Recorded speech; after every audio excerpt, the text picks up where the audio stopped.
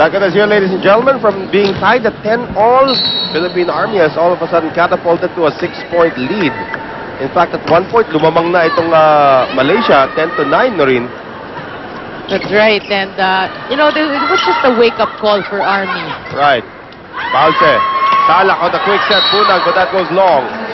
One of the rare errors when they're doing that play. Yeah, but Tina Salak, you're right. Ano yung distribution niya ng bola rito? Everybody's getting a touch. Everybody's scoring heavily. Axel is the official outfitter of the Shakey's B-League. Especially when Mayet Carlino's in front. 16-11. Yeah, Axel is the official outfitter of the Shakey's B-League. Na-traffic yung graphics. Here's the setup. Te. Trying to drop it in. Nice dig there from Balse. Here's Michelle Carolino. Tan. Lim. Te. And Te will get the point as it drops on the line. That's right, off the blockers. Yan po si Hui Hong Te. Getting yet another point. And here's your Energizer Bunny. Ito si Julie Tan. Combination now. Oh, great defense there. Finally, a good block by Malaysia. That was Fei Tien Wong who was able to get that block. So just like that, the lead is down to 3. Now these players are listening to their coach who said to look out for Michelle Carolino. Right, but they also again have to realize that they are the bigger team, and proven right there again by Fei Tien Wong. And now, for the first time in this game, Rico de Guzman will use a timeout.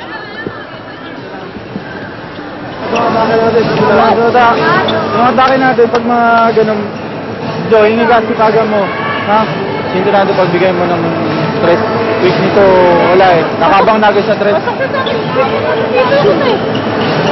Malma lang, distansya. Ha?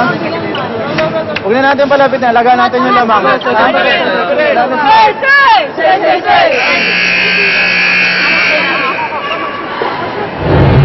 Take a look at that play once again. Once Malaysia realizes that they are the bigger team, maraming pwedeng mangyari para sa kanilang offensa rito.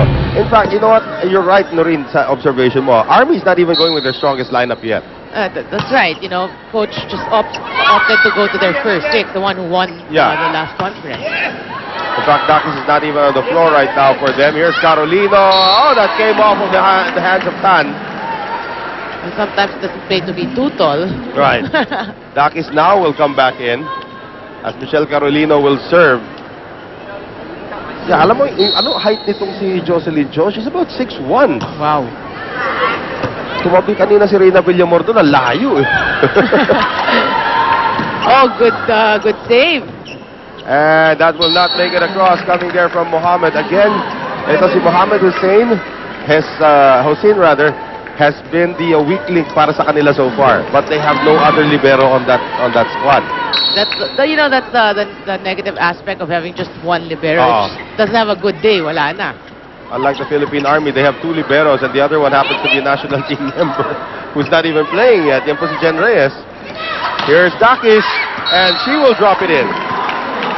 Out overpowering this Malaysian lineup. You're right, no? Jeneline Reyes, actually one of the best, if not the best libero. In the country, I would say right now, arguably the best libero in the country. Hindi pa po naglalaro. Dahil ang dami niya kinain chicken cordon bleu gabi. Here's the combination now for Te. It's actually fun to see what the players are eating pag press con. Ang daming pagkain, di ba? Yung mga iba dyan talaga, wow, sa salad lang. Pero yung mga bata talaga, wow, ulam. Carbo loading. Ulam at saka yung pesto na may tahong at saka sugpo. Yun ang binanatan nila. Alam mo, iniinggit mo ako Tanong mo si Mosi Rivera, dami kinain kahapon doon. Again, the Philippine Army scores off of Mohammed Hussein. Okay, ito na yung reinforcements coming in. Ruby De Leon seeing her first action. Nerissa Bautista seeing her first action.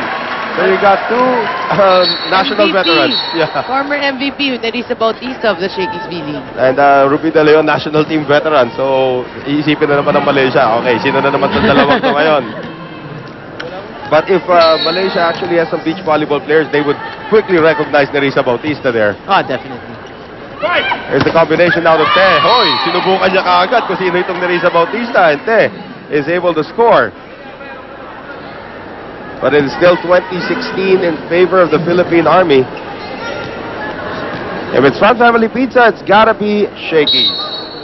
But you gotta, I was observing the game faces of this Malaysian squad. Parang,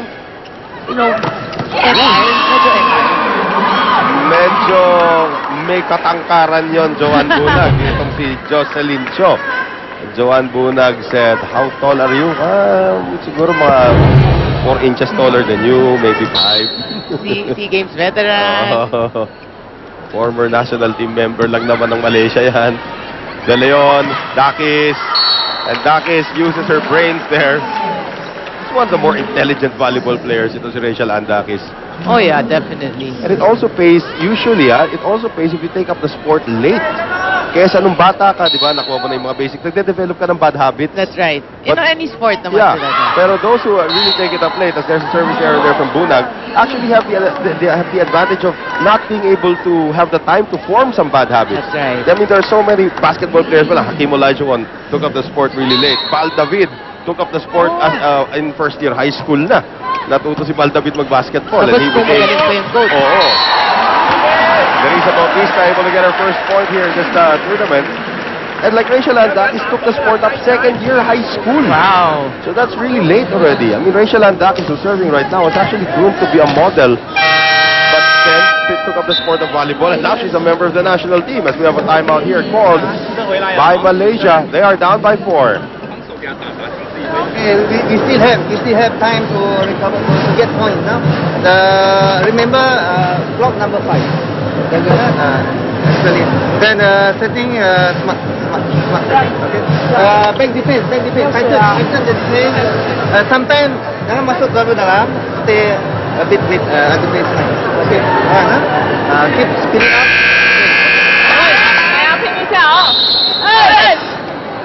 I like that. Keep the spirit up. And I also like it, some of the girls, pag tumitingin sa camera, ngumingiti. Parang iba dyan, first time natin tumati-TV. Tapos ni Papa, mag-uwi sila ng DVD sa kanilang mga probinsya. Oh, yun, TV ako sa Pilipinas, no?